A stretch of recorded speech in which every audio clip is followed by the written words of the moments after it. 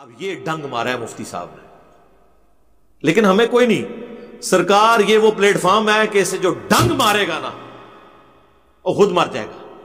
ہاں تو انہوں پتا ہے دنیا میں کئی ایسے بندے ہیں جب ان کو کوئی مکھی کاٹے نا، بھیڑ وغیرہ، وہ بھیڑ خود مر جاتی ہے۔ تو یہ وہ پلیٹ فارم ہے، یہاں پہ قرآن و سنت کے اتنے محکم دلائل ہیں۔ اب مجھے بتائیں، سر سید احمد خان کا نام انہوں نے پوائنٹ نمبر 8 جو میں نے نوٹ کیا، سر سید احمد خان، اس کے تو عقائد کفریہ تھے، وہ معجزات کا سرے سے انکار کرتا تھا۔ اس کے عقائد کا میرے ساتھ لینا دینا؟ جو سرے سے معجزے کو بھی نہیں مانتا، کرامت کو تو چھوڑ دیں۔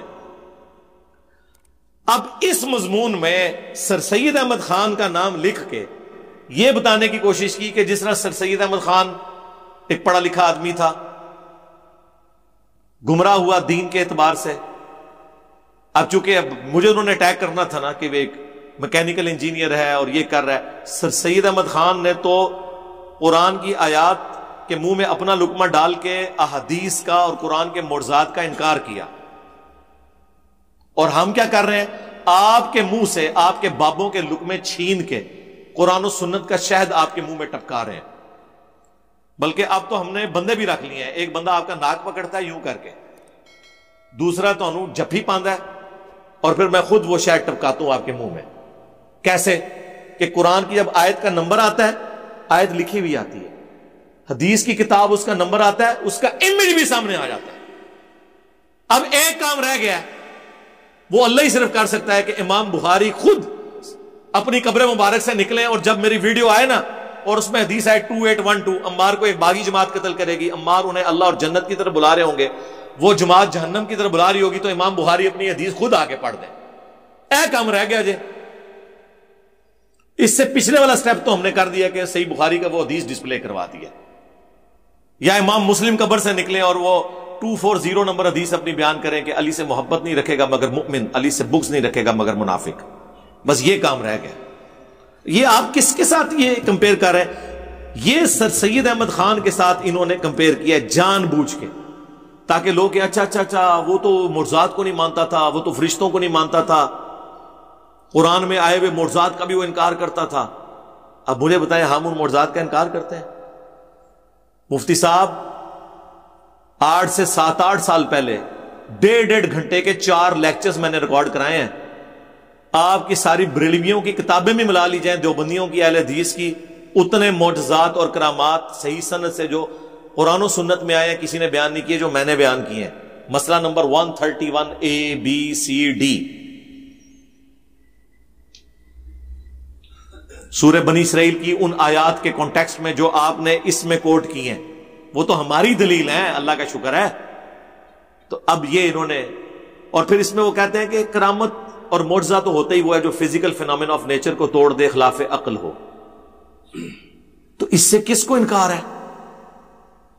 ہماری ڈیمانڈ یہ ہے کہ کرامت خلاف عقل تو ہوتی ہے، خلاف شرع نہیں ہوتی۔ یہ نہیں ہے کہ آپ کہیں کہ خالد ابن ولید نے جو ہے وہ بسم اللہ پڑھ کے زہر پی لیا، استغفر اللہ، زہر پینا حرام ہے۔ جو بخاری میں حدیث ہے، مسلم میں بھی موجود ہے، ابو داؤد میں تفصیل کے ساتھ آئی ہے، نبی علیہ السلام کو ایک یہودیہ نے زہر دے دیا تھا، تو کیا آپ نے بسم اللہ کے بغیر وہ زہر کھایا تھا؟ آپ کے ساتھی جو کچھ شہید ہو گئے اس کو کھانے کی وجہ سے، بغیر بسم اللہ کے آپ نے وہ زہر کھا لیا تھا؟ آپ کو بھی اس کی تکلیف کاٹنی پڑی، بغیر بسم اللہ کے کھایا تھا؟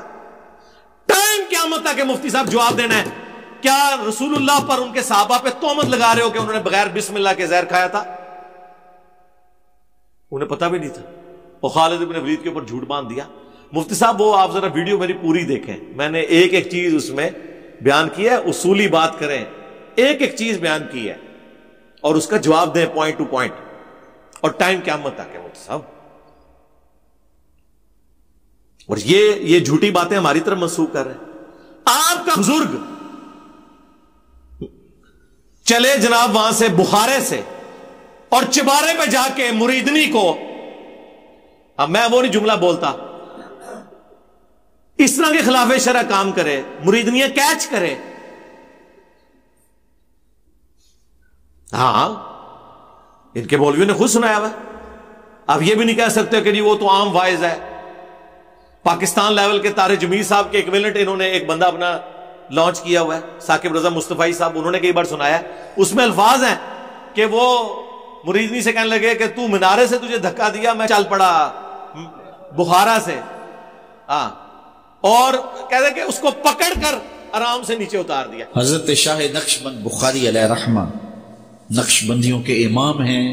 آپ کابل میں تشریف لائے تو بادشاہ کے گھر میں کام کرنے والی ایک خاتون آپ سے روحانی نسبت قائم کر لیتی ہے۔ جو اس کی ہم منصب تھیں انہوں نے اس سے حسد کیا اور بادشاہ کے گھر کا زیور چوری کر کے اس پر الزام دھر دیا اور گواہیاں بھی دے دی۔ بادشاہ کو بڑا غصہ آیا کہ اس نے کوئی بات سنے بغیر کہا کہ اس کو لے جاؤ اور محل کی چھت سے اوپر گرا دو۔ خیر اس کو چھت پہ لے گئے، جب پھینکنے لگے تو اس کے دل میں خیال آیا، وہ کسی نے بتایا تھا کہ اوکھے ویلے بزرگ کام آتے ہیں، تو اس سے بڑھ کر اوکھا ویلا ہو کیا سکتا ہے؟